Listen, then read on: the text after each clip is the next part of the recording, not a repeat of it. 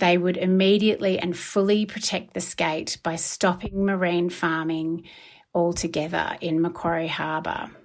And we think that if the minister fails to act to do that, that she will be in breach of the law.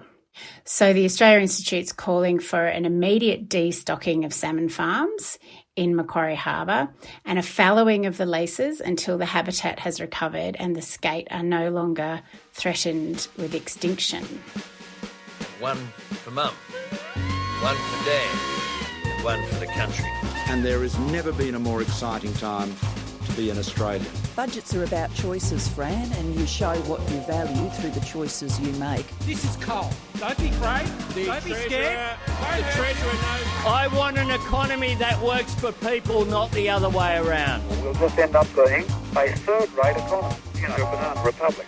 Just follow the money. Hello and welcome to Follow the Money, the Australia Institute's podcast that explains big economic issues in plain English.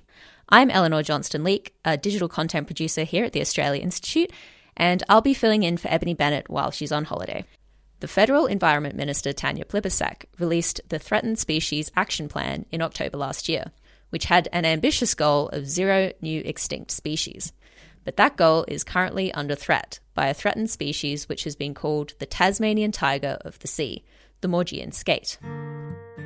The federal government is being urged to step in and end salmon farming in Macquarie Harbour. A new report has found the number of Maugean skates nearly halved between 2014 and 2021. Highly endangered Maugean skate, which the latest IMAS report predicts it's likely to go extinct. Now there's a real risk that this could be the first shark or ray species that is a real risk of extinction in modern times. Think Tank is calling for any expansion of marine farming operations to cease, saying new research shows a decline in the population of the threatened species. Impacts of salmon farming in Macquarie Harbour were raised in 2016. Concerns oxygen levels in Macquarie Harbour were critically low, and dead zones and large areas of Beggiatoa bacteria were found on the harbour floor. The impact of fish farming in Macquarie Harbour has substantially been the cause for the low oxygen levels. Australia Institute Tasmania has written to Environment Minister Tanya Plibersek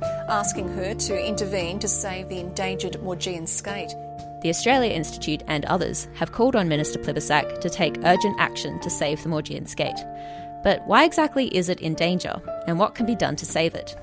To answer these questions, today I'm talking to Eloise Carr, Director of the Australia Institute Tasmania.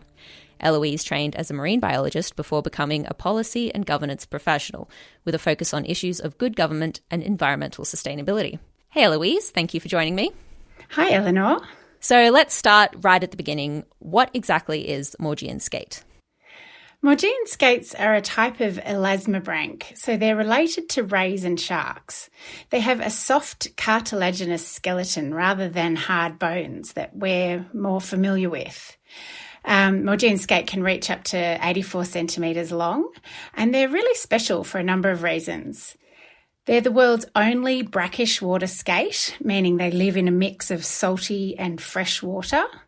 They're an ancient species that have existed since the time of Gondwana, and they're known as a microendemic because they only live in one place on Tasmania's west coast. They're also one of the natural values of Tasmania's Wilderness World Heritage Area. So, Eloise, what exactly is the difference between a skate and a ray? So rays are generally much larger than skates, and they protect themselves with stinging spines or barbs, which people would be familiar with on their long whip-like tails, while skates, they only have thorny ridges on their backs and tails for protection from predators, and their tails are much shorter and thicker than a ray. The other really interesting thing about them is that skates lay eggs, which people sometimes would recognise on the beach and call mermaids' purses, whereas rays give birth to live young. And skates have small teeth, whereas rays have plate-like structures that they use for crushing their prey. So you say that they've existed since the time of Gondwana. What does that mean exactly? So they've been around since the supercontinent when Australia and South America were still connected. Wow, so a really long time. They're really special. Yes. Yes. They're sort of dinosaur era species. So, yeah, definitely something that we want to stick around a bit longer. So you said that the Maugean skate is endemic to Tasmania's west coast. Can you tell us more about where the skate lives in Macquarie Harbour? Yeah, sure. The Maugean skate, as you say, are only found in Macquarie Harbour, and around 1/3 of the harbour is part of Tasmania's Wilderness World Heritage Area. It's where the Franklin River flows into the sea and was inscribed into World Heritage by UNESCO in 1982. The skate were also thought to inhabit Bathurst Harbour further south, but recent environmental DNA research has found that's not the case, and there may never have been an established population there. Macquarie Harbour is around 6 times the size of Sydney Harbour, and it has a very narrow silled opening to the sea with slow flushing rates. Its waters are tea-coloured from the tannins flowing into the harbour from the wild rivers, and they're stratified, meaning that there's a layer of fresh water that sits on top of the more dense, salty seawater further deeper down. So it seems like a really specific kind of area in which it lives.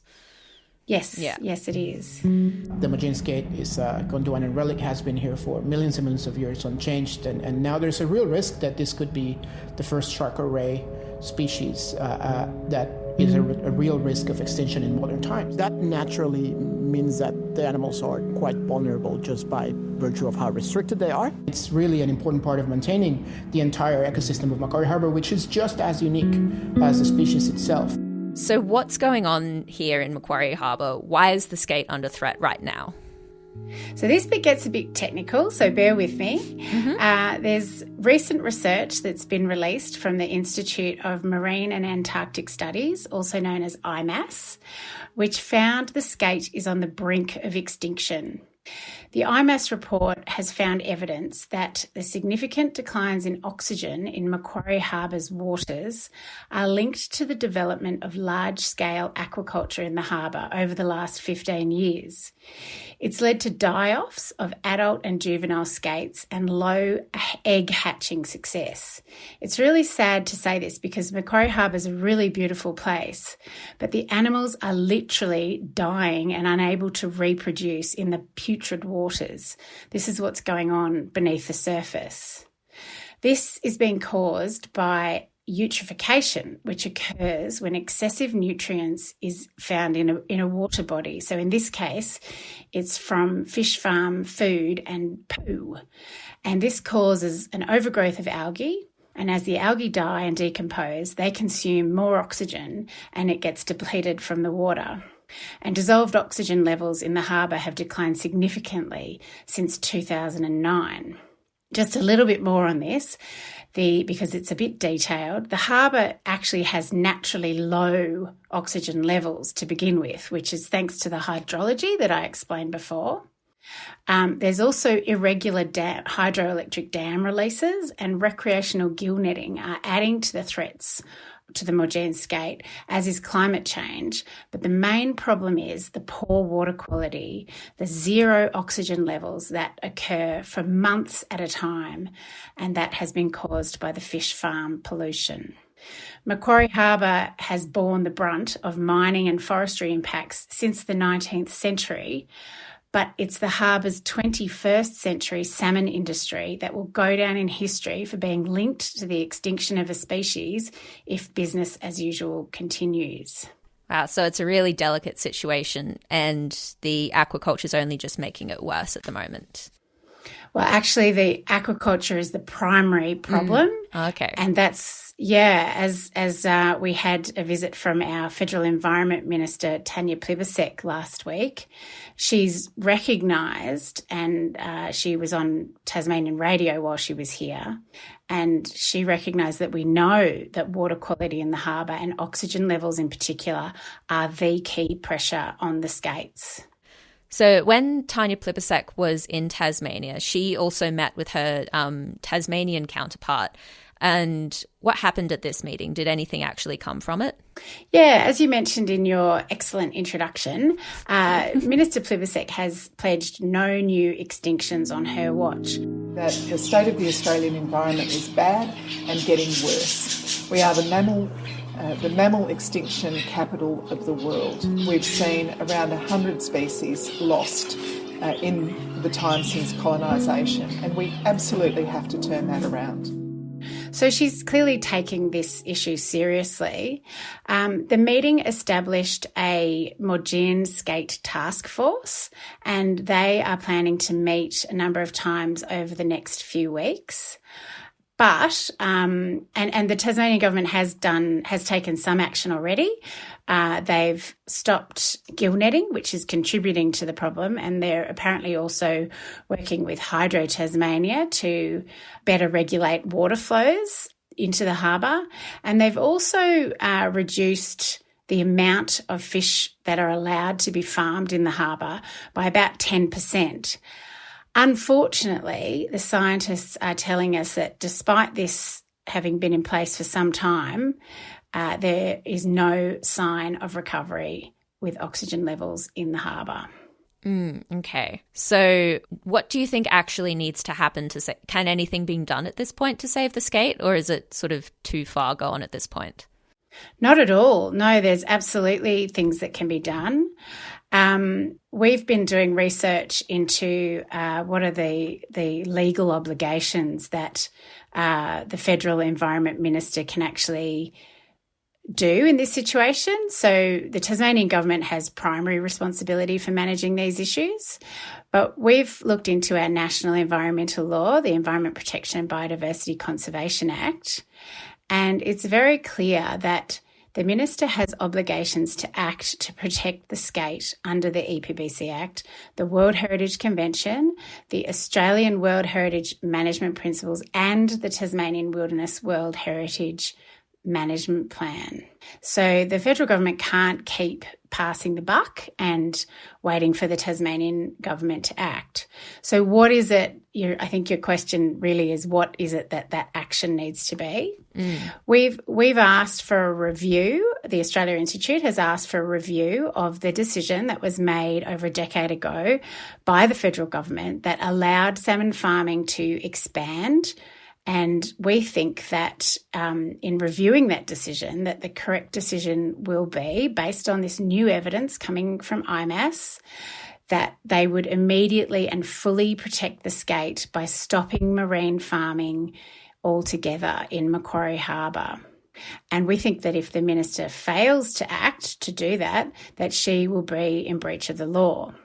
So the Australia Institute's calling for an immediate destocking of salmon farms in Macquarie Harbour and a fallowing of the leases until the habitat has recovered and the skate are no longer threatened with extinction. Okay, so it's not just that Tanya Plibersek, has an obligation under her own word to, prevent threatened species becoming extinct, but also she appears to have a legal obligation to protect the Maugean skate. That's exactly right. Because this skate is a threatened species, and because the action that's happening over there is threatening a matter of national environmental significance, that triggers our national environmental law, and that brings her into this issue. Wow, okay. Township of Strawn's still talking about a massive expansion of salmon farming in Macquarie Harbour. It's a slogan, the catastrophe at Macquarie Harbour, and I want to grab those people and say, can you explain to me what it is? Our coastline, our future. Fish waste, cruelty to seals, an influx of algae and a lack of regulation are some of the concerns surrounding the industry. Overcrowding of fish and overcrowding of fish in warm, shallow waters, and it's just purely not sustainable. It's not a clean product, it's not a green product, it's not even particularly healthy. UN Aquaculture challenged regulators over concerns oxygen levels in Macquarie Harbour were critically low, and dead zones and large areas of Beggiatoa bacteria were found on the harbour floor. So the Australia Institute recently did some polling around the Maugean skate. Can you tell me more about that? Well, it was actually more generally polling about salmon farming in relation to recommendations that came out of a parliamentary inquiry into finfish farming in Tasmania. And we've found that there's a growing number of Tasmanians who agree with the recommendation that salmon farms should be taken out of shallow, sensitive and inshore waters because it's just not appropriate an environment for that to happen in. And we found that 72% of Tasmanians support that recommendation. 72%. So that's a pretty fair majority, really. Yeah. It's not a noisy minority. It is a significant majority. Yeah. And we're not even saying, just completely get rid of salmon farming, just move it out of fragile waters. That seems pretty fair to me. Yeah. Yeah, that's right. We want this industry to be sustainable, but some of the places like Macquarie Harbour where it's happening are just not suitable environments for the practice that's the way it's being done at the moment. Yeah, especially if it's directly threatening prehistoric species. That's exactly right. And I forgot to mention, Macquarie Harbour has a long and sorry history of problems resulting from salmon farming. I won't go through it all now because that would take another entire podcast, but people will recall there was a series of mass fish deaths and more than 1.3 million salmon died over a period of 6 months from late 2017 to early 2018 due to overstocking. There were dead zones recorded on the seafloor due to low oxygen levels. There's been poor enforcement of regulations by the Environmental Protection Authority in the harbour, and a Senate inquiry into Tasmanian aquaculture in 2015 under the previous federal government, as well as a Tasmanian inquiry into finfish farming in Tasmania, which concluded last year in 2022 and made 194 findings and 68 recommendations. There was also a court case about the harbour, but that was unsuccessful. It's not just the skate that will be impacted by the lack of oxygen, of course. But despite the impacts and the calls from scientists and the wider community for stronger industry regulation, the Tasmanian government is planning to wind back already inadequate marine protections even further. Interesting. They sure are. Yeah. I'd seen the mermaids' purses on the beach all the time and had no idea. There you go. Now you know. Now I know. This episode was recorded live on Tuesday, the 4th of July, 2023, and things may have changed since recording. If you liked today's episode, please rate and review us. It really does help other people find the show. And if you love the show and want to help us continue to do work with impact and influence, please consider supporting us with a small tax-deductible gift today at australiainstitute.org.au. That's also where you can find our latest research, and we're on Twitter at the Oz Institute with an AUS. Eloise's Twitter handle is at GenevraE, that's GeneveraE. Our producer, Jennifer Macy, is at Jennifer Macy. Our theme music is by Jonathan McFeet from Pulse and Thrum, with additional music from Blue Dot Sessions. Thanks for listening.